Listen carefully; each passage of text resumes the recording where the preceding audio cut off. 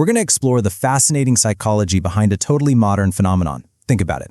Why might you open the app, scroll your feed, watch, 50 stories every single day, but you haven't actually posted a single photo of yourself since, 2019? Welcome to the autonomy of the social media ghost. Seriously, think about your own digital footprint right now. You've got the apps, right? Instagram, TikTok, whatever.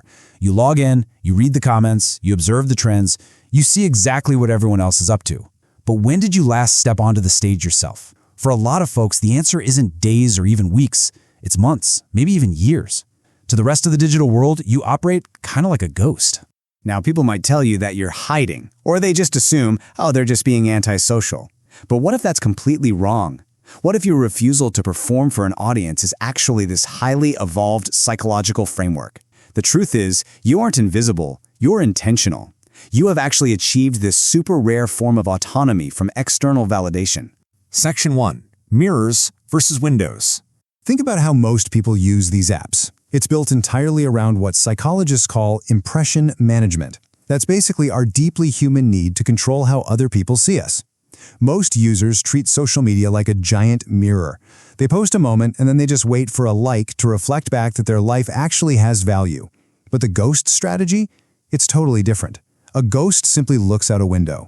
You observe the world, you take it all in, but you absolutely do not need that external reflection to confirm who you are.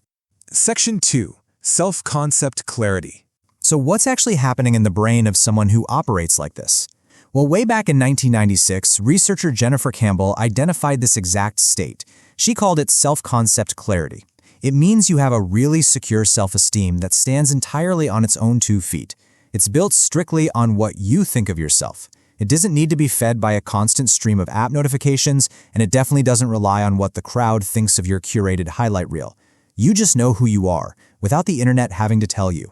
And this perfectly illustrates what psychologists term an internal locus of evaluation, which, let's be honest, is really just a fancy academic way of stating a very simple truth. You have become your own judge. You completely refuse to outsource your self-worth to some algorithm or a random comment section. Section 3. The childhood blueprint. But where does this powerful autonomy actually come from? Because for a lot of people, this blueprint was drawn up way before social media was even a thing. Often, the journey starts with experiencing childhood conditions of worth. That means growing up in an environment where love felt conditional, where you had to act a certain way just to be accepted. Because of that, you likely became the responsible one, right? The kid everyone leaned on. You learned super early to hold space for others instead of taking up space yourself. Fast forward a few years, and all that pressure forged your internal locus of evaluation. You realize that being highly visible came with a really heavy price. So today, while everyone else is sprinting on the 24/7 digital hamster wheel, your childhood protection mechanism just naturally kicks in, and you simply opt out. Section 4. The power of privacy. Choosing to be a ghost comes with some absolutely massive benefits. Research actually shows that stepping away from that constant comparison actively protects your mind in ways the rest of the world is desperately trying to figure out. It allows you to claim total ownership over your life. You get to quietly say to yourself, hey, this moment is mine. It totally removes that toxic pressure insisting an experience only counts if it's shared. By stepping back, you prove you actually know what psychological depth feels like. You aren't weird for staying in a quiet digital room. You are just experiencing life deeply, completely on your own terms. So here's the absolute crucial point. A life lived fully doesn't actually need an audience. Your privacy is not a weakness. It's not a sign that you have nothing going on, and it is certainly not a flaw.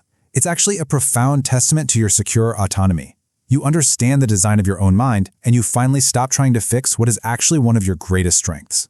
I want to leave you with a final thought to really ponder about your own digital footprint. Ask yourself, does your peace actually require an audience? If you're a ghost, stay that way. You literally owe no one an explanation for your privacy. Protect your peace, trust that internal compass, and remember, sometimes the ultimate power move on the world's biggest stage is simply choosing to watch from the window.